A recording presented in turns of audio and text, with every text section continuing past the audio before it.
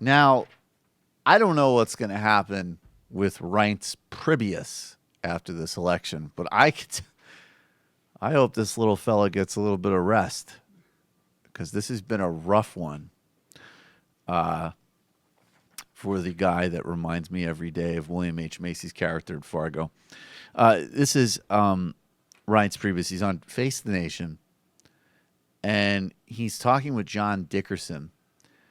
And even after all of these stories that supposedly come out, where Priebus is like, I'm goddamn fed up with Donald Trump. You can do what you like. What the Christ?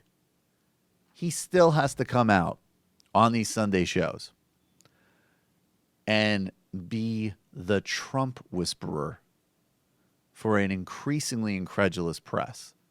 And here is Reince Priebus.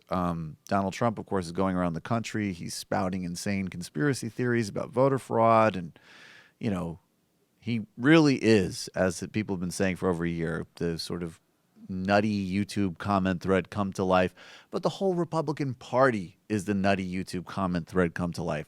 They've been pushing insane conspiracy theories about voter fraud for years so they can suppress the votes of African Americans, Hispanics, and young people. So again, Trump's just taken everything to its logical conclusion. That's why he still is the perfect Republican nominee. And that's why the head of the Republican Party is out on Face the Nation trying to translate Trump's incoherent ragings. Let's listen to him talk to John Dickerson and explain just what the hell is going on. I ask, it's not just the media. South Carolina Governor Nikki Haley says, quote, this election is not rigged and it's irresponsible to say that it is. So is Nikki Haley right or is Donald Trump right? I think there are two people saying two different things. I think if you're Donald Trump and you see the barrage and the media implosion on every single thing this guy does, no matter what it is. He eats cornflakes in the morning, and CNN or another cable show, MSNBC, is talking about it 24 hours a day.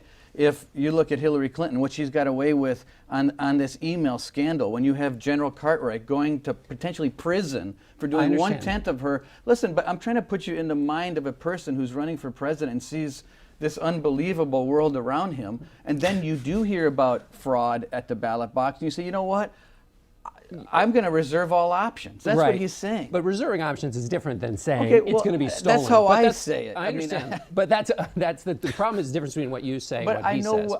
I know where he's at on this, and where he's at is exactly as I'm explaining Would you advise him, as the Republican Party chair, to say, you know, make this distinction clear? Because otherwise what you're going to do is incite your followers to think that this election's being stolen from them and that that's dangerous, just as a moral point. By the way, and he did do that.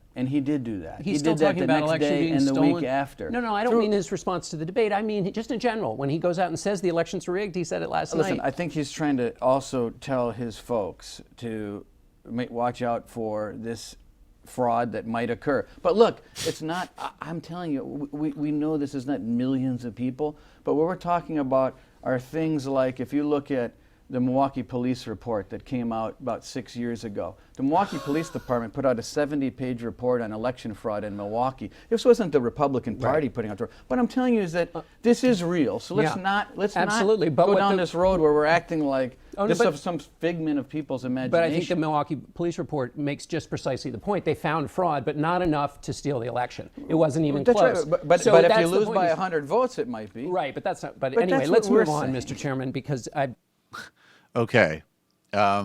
Obviously, getting abducted by aliens or hit by lightning remains more likely than voter fraud. I think it's incredible and incredibly entertaining and fun that a couple weeks before the election, the head of the Republican National Committee is literally having to say, like, well, that means it's like, look, the guy's having a complete emotional, nervous breakdown. Let me translate that for you. He's surrounded on all sides and in a fit of narcissistic paranoid rage. Okay, that's all that's going on, John. You know that when I say the friggin' Guatemalans are stealing everything, that's just so we can pass legislation to gut the Voting Rights Act so that we can get white people out to vote and win races so we can give the Koch brothers benefits in an increasingly diverse America. But when he says it, it's because he's genuinely having a goddamn psycho-emotional breakdown. And maybe you ought to have a little bit more compassion, you son of a bitch. Okay. But Reince Priebus is not done. He is now annoyed with Dickerson because Dickerson wants to know if the GOP still supports Trump. I'm annoyed with Dickerson, too, because, yeah, they do. The RNC is 100% behind Donald Trump. Well, he's the nominee of our party. Of course we're behind Donald Trump. I mean, this is ridiculous. As if we wouldn't be behind the nominee of the party. Of course we are. As if there weren't stories that came out every couple of days about donors pulling funding, about me telling staffers you don't have to work on the goddamn campaign. You think you're so slick, John, you son of a bitch. Why would you even say that? So I guess we should drop out.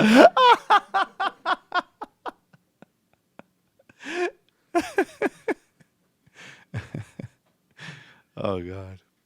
Thank you, Gary Johnson. Thank you. Classic Gary Johnson drop. Hey, it's Sam Seder. Why don't you subscribe to this channel? You can do so right over here.